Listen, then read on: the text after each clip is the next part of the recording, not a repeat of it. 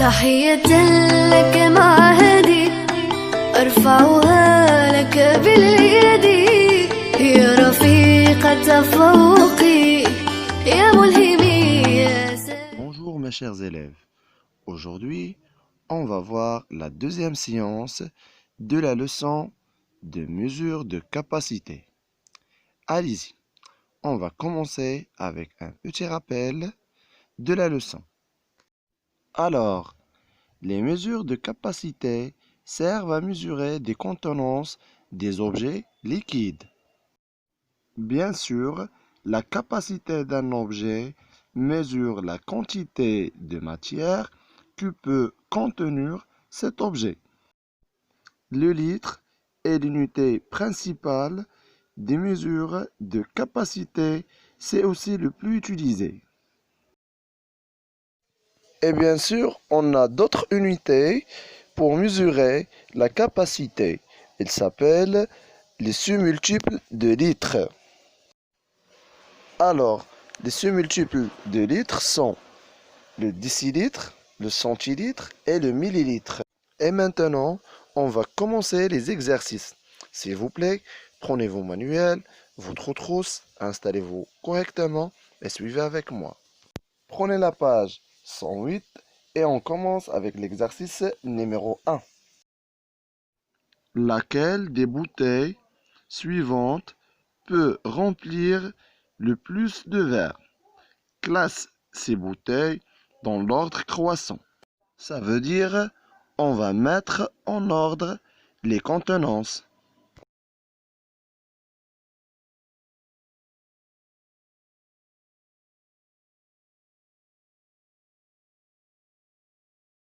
Et voilà la correction mes élèves. Comme vous voyez sur l'image, on a mis en ordre les contenances des bouteilles. Ordre croissant, on va commencer avec la petite contenance. La petite contenance, c'est 33 centilitres. Et après, 50 centilitres. Et après, 1 litre. Et bien sûr, la grande contenance, c'est 1 litre et demi. Et maintenant, on passe à l'exercice numéro 2. Indique la capacité de chacun des récipients. Allez-y mes élèves, vous indiquez s'il vous plaît.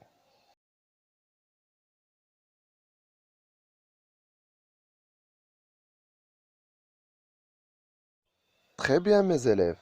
Dans le premier récipient, on a 100 centilitres, qui est égal à 1 litre.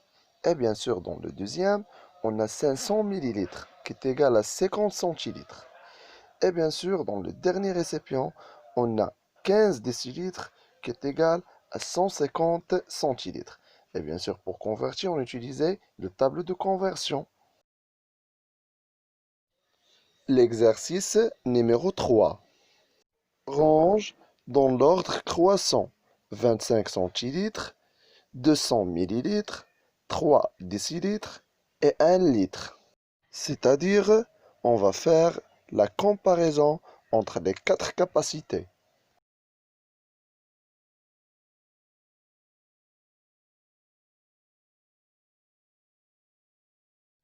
Et voilà la correction, mes chers élèves. Et comme vous voyez sur l'image, on a la petite quantité, c'est 200 millilitres, et après 25 centilitres, et après 3 décilitres et 1 litre.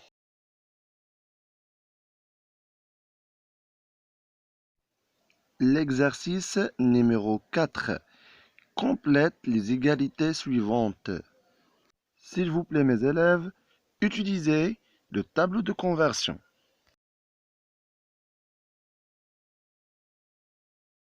Et voilà mes élèves, c'est ça la correction. On a 700 millilitres qui est égal à 7 décilitres et 95 centilitres qui est égal à 9 décilitres et 5 centilitres.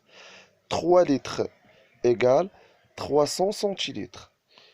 4 décilitres et 8 centilitres, c'est-à-dire c'est 48 centilitres.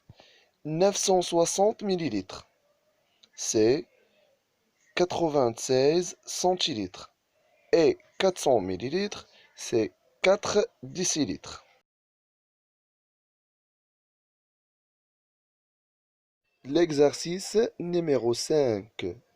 Avec une bouteille de 2 litres de jus, on a rempli 10 petits verres de 12 centilitres chacun et un grand verre de 6 décilitres.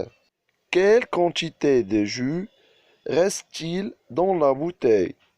Allez-y mes amis, réfléchissez s'il vous plaît.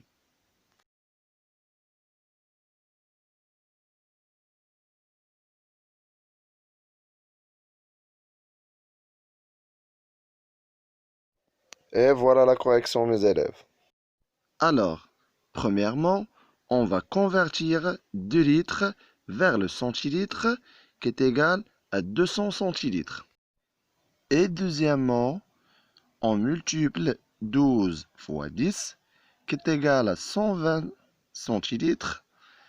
C'est la contenance de 10 verres. Troisièmement, je convertis 6 décilitres vers le centilitre égal à 60 centilitres. C'est la contenance de grands verres.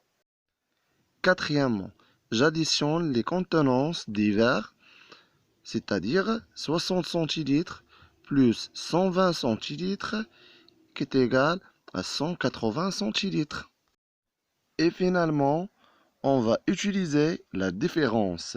Ça veut dire 200 centilitres moins 180 centilitres qui est égal à 20 centilitres. Alors, il reste 20 centilitres de jus dans la bouteille. Merci mes élèves pour votre attention et je vous souhaite bon courage et bonne chance. À bientôt.